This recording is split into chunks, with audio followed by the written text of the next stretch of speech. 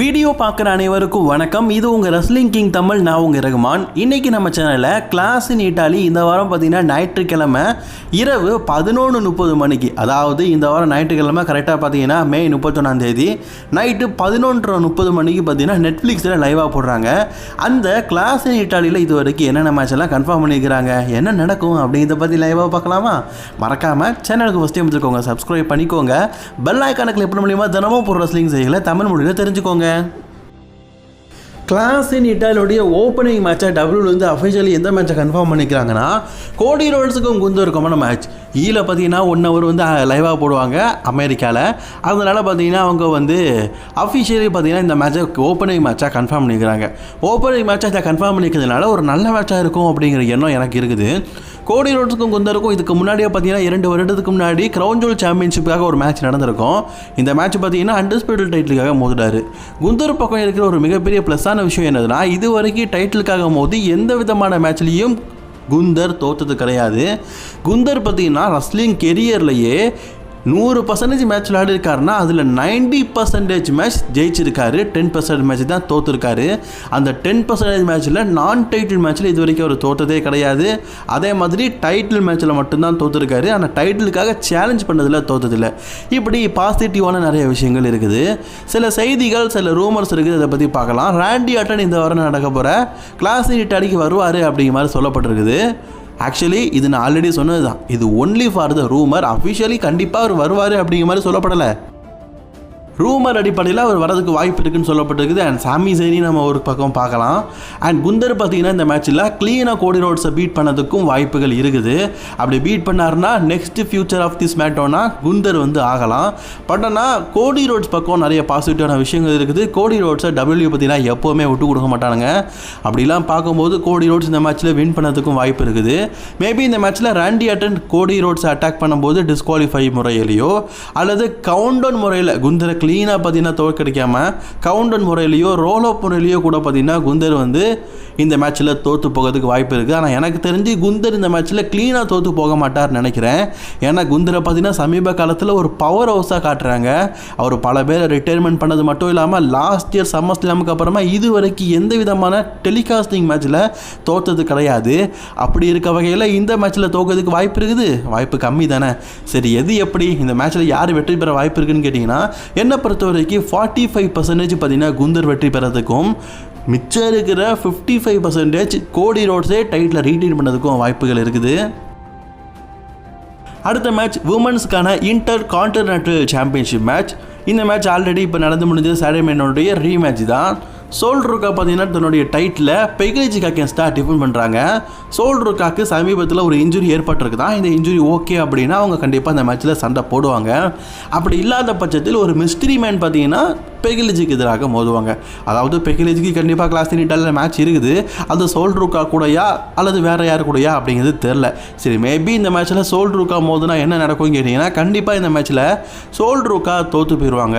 சோல்ட்ருக்கா சமீபத்தில் பெகிலிஜி கூட நல்லா ஃபியூட் போயிட்டு இருந்தாலும் சோல்ட்ருக்கா இப்போ தான் மெயின் ராஸ்டருக்கு வந்திருக்காங்க. அது மட்டும் இல்லாமல் டபிள்யூ பார்த்தீங்கன்னா பெகிலிஜி சமீபத்தில் தான் இன்டர் கான்டினென்டல் சாம்பியன் ஆக்குனாங்க.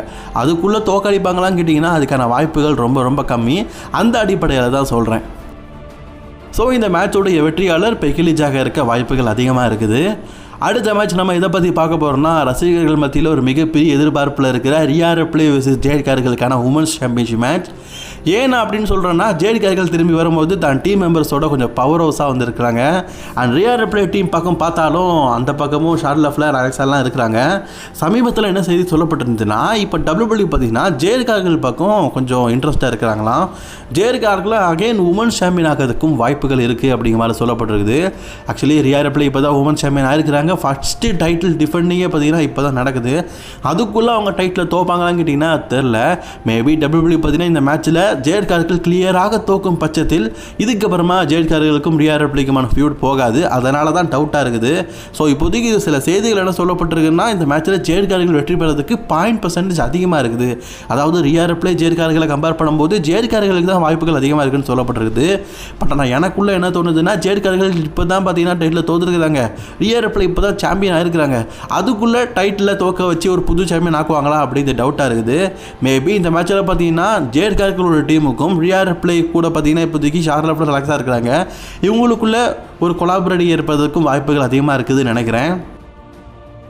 அடுத்த மேட்ச் எதை பற்றி பார்க்க போகிறோம்னா ஓபா ஃபெமிக்கும் ப்ராக் லெஸ்னருக்குமான ரீமேட்ச். ரெசல்மனியாவில் ப்ராக் லெஸ்னருக்கும் ஓபா ஃபெமிக்கும் ஒரு மேட்ச் நடந்திருக்கும். அந்த மேட்ச்சில் ப்ராக் லெஸ்னர் தோற்றதுக்கு அப்புறமா தான் ரிட்டையர்மெண்ட் ஆகிறேன் அப்படிங்கிற மாதிரி சொல்லியிருப்பாரு. ஆனால் திடீர்னு பார்த்தீங்கன்னா மண்டே நைட்டாக வந்த ப்ராக் லெஸ்னர் ஓபா ஃபெமியை கடுமையாக அட்டாக் பண்ணி தான் வந்து கிளாஸ் இன் இட்டாலியில் வந்து உன்னை சேலஞ்ச் பண்ணுறேன் அப்படிங்கிற மாதிரி சொல்லியிருப்பாரு. அதனால் ப்ராக் லெஸ்னருக்கும் ஓபா ஃபெமிக்கும் ஒரு ரீமேட்ச் நடக்குது. நான் ரெசல்மனியா ப்ரெடிக்ஷனில் இதை தான் சொல்லிடுவேன். ஓபா WWE ஃபியூச்சர் ஆஃப் த பீஸ்ட்டை பார்க்க போகிறாரு. ஆள் பார்க்கறதுக்கே பார்த்தீங்கன்னா பயங்கரமாக இருக்கிறாரு. அதனால அவர் தான் வெற்றி பெற வைக்கிறதுக்கு வாய்ப்புகள் அதிகமாக இருக்குது அப்படிங்கிற செய்தியை சொல்லியிருந்தேன். இப்போ அப்படியே ரிவர்ஸாக சொல்லட்டா, இந்த மேட்ச்சில் ப்ராக் லெஸ்னர் வின் பண்ண தான் வாய்ப்பு அதிகமாக இருக்குது. காரணம் அப்படின்னு கேட்டிங்கன்னா காரணங்கள் எக்கச்சக்க இருக்குதுங்க. முதல் காரணம், இந்த மேட்ச்சில் பார்த்தீங்கன்னா ப்ராக் லெஸ்னர் வந்து வெற்றி பெற்றே ஆகணும். ரெசல்மனியாவில் தோற்றதுக்கு அப்புறமா ஒரு சேட் மூமெண்ட் மட்டும் இல்லாமல் இந்த மேட்ச்சில் நீ ஒரு வேளை தோத்துட்டா ரியலாகவே நீ ரிட்டையர்மெண்ட் ஆகிட்டு போயிடணும். அதாவது ரெசல்மனியாவில் இப்போ ஃபேக்கானி மூமெண்ட்லாம் பண்ணிட்டு போனால அப்படிலாம் கிடையாது, ரியலாகவே ரிட்டையர்மெண்ட் ஆகிட்டு போயிடணும் அப்படிங்கிற மாதிரி ஓபா ஃபெமி பார்த்தீங்கன்னா ஒரு கட்டளையை போட்டிருக்காரு.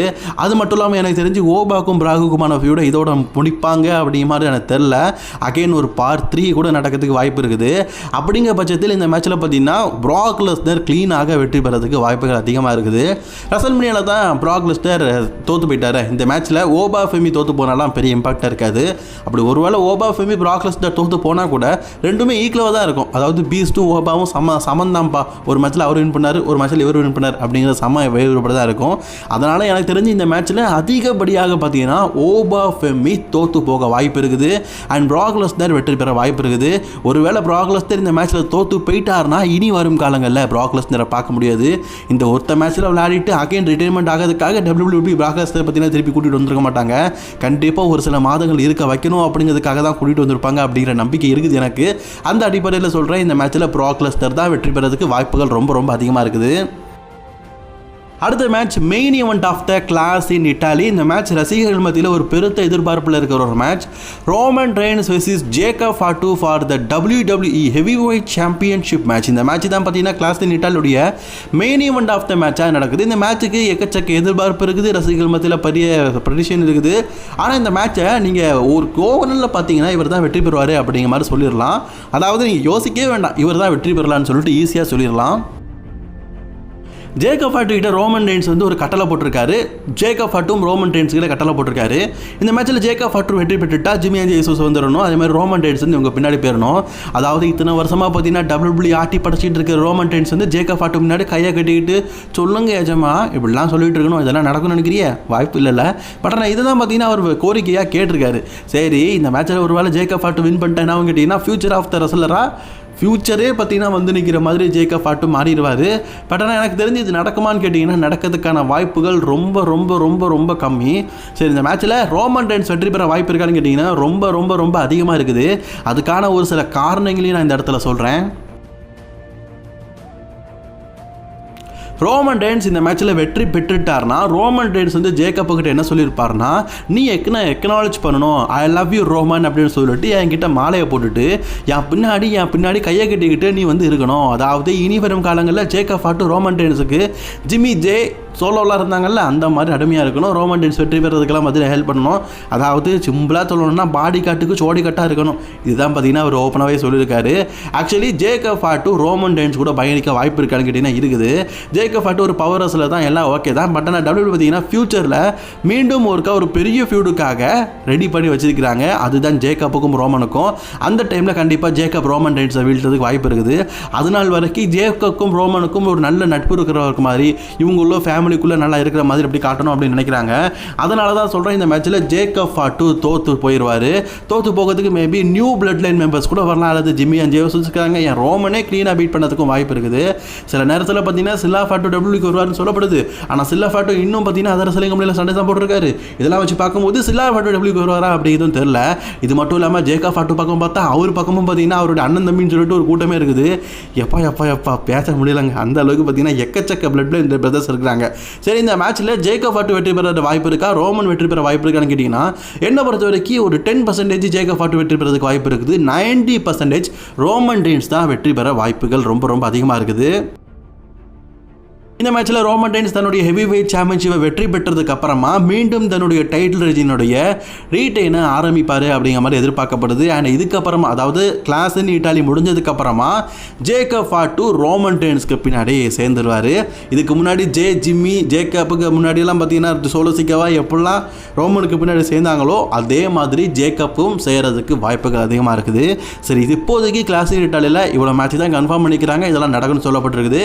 கிளாஸ் இன் இட்டாலி பார்த்தீங்கன்னா கரெக்டாக சண்டே 31 பார்த்தீங்கன்னா இரவு 11:30 மணிக்கு பார்த்தீங்கன்னா நெட்ஃப்ளிக்ஸில் லைவாக போடுறாங்க. நீங்கள் பார்க்கணுன்னா வாட்ச் ரெஸ்லிங்கில் ஃப்ரீயாகவும் பார்த்துக்கலாம். பட்டன் அதில் ஆடெல்லாம் வரும் ஒவ்வொருத்தரும். இதோட ஈஸியான சிம்பிள் சொல்லட்டா, நீங்கள் WWE யூடியூப் சேனல்லே பார்த்தீங்கன்னா நிறைய கிளிப்ஸ் எல்லாம் போடுறாங்க. முக்கியமான சண்டை வின் பண்ணது யார் இதெல்லாம் போடுறாங்க. சரி, இன்றைக்கான செய்திகள் அவ்வளோதான். சரி, நான் உங்கள்கிட்ட கேட்குறேன், கிளாஸ் இன் இட்டாலியை நீங்கள் எந்த அளவுக்கு எதிர்பார்க்குறீங்க அப்படிங்கிறத கமெண்ட் பண்ணிக்கோங்க. அண்ட் இந்த வீடியோ பிடிச்சிருந்தா லைக் ஷேர் கமெண்ட் பண்ணிக்கோங்க. தொடர்ந்து வீடியோ பார்க்கறதுக்கு சேனலை சப்ஸ்கிரைப் பண்ணிக்கோங்க. பாய் நண்பா.